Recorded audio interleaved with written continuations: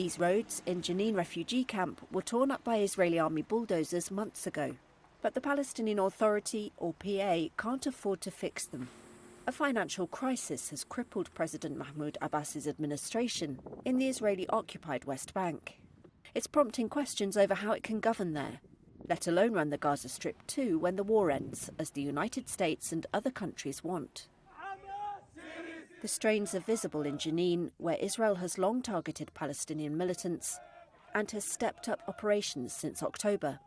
Mahmoud Abu Talal is a local activist in Abbas's Fatah faction. A lot of penalties have been imposed on the authority. The authority's situation is like it has fallen off a plane nowadays. I am being straightforward here. The PA is taking a beating, just like the people. And God knows if it will be able to withstand this or what. The coming phase is uncertain.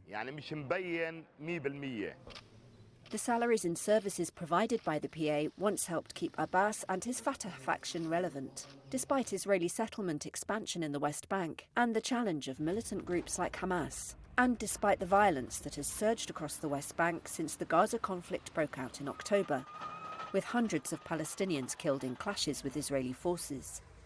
PA finances have long been in disarray, but officials say this is the worst crisis since the authority was created under interim peace deals 30 years ago. Government employees are being paid a fraction of their salaries. Health services are collapsing. Donor states have cut back funding, demanding reforms to tackle corruption and waste.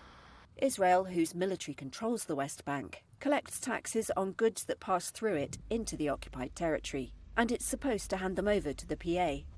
But since Hamas attacked southern Israel in October, Israel has withheld a chunk of those tax revenues, to the tune of $1.6 billion, according to Mohammed Abu Rab, a PA spokesperson. The financial crisis is real and ongoing. Israel deducts around 2/3 of the revenue, and this puts all government plans on hold and increases public debt for the Palestinian public's finances. Israel continues to withhold more than 6 billion shekels from the Palestinian government. Israel denied it had retained that amount. It says the funds would be sent to Gaza and end up in Hamas's hands. Prime Minister Benjamin Netanyahu's office did not answer questions for this article. The United States has urged Israel to release the funds. At this government clinic in Jenin, Hayat Hamdan hoped to find subsidised medication for her wheelchair-bound husband. But cuts to PA salaries mean staff at such clinics only show up a couple of days a week, according to unions. And many of the pharmacy shelves are empty. They told me it is out of stock, just like many other types of medicines. We are from Araba, and there we don't find the medicines for patients. We end up having to buy them at our own expense. Last year, angry crowds confronted senior Palestinian Authority officials, accusing them of weakness in the face of Israeli military raids, as militant fighters paraded in the streets.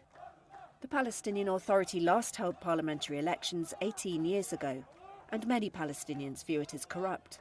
More than 60% of Palestinians want to see it dissolved, according to an opinion poll by the Palestinian Center for Policy and Survey Research in June. It also found that support for armed struggle had risen.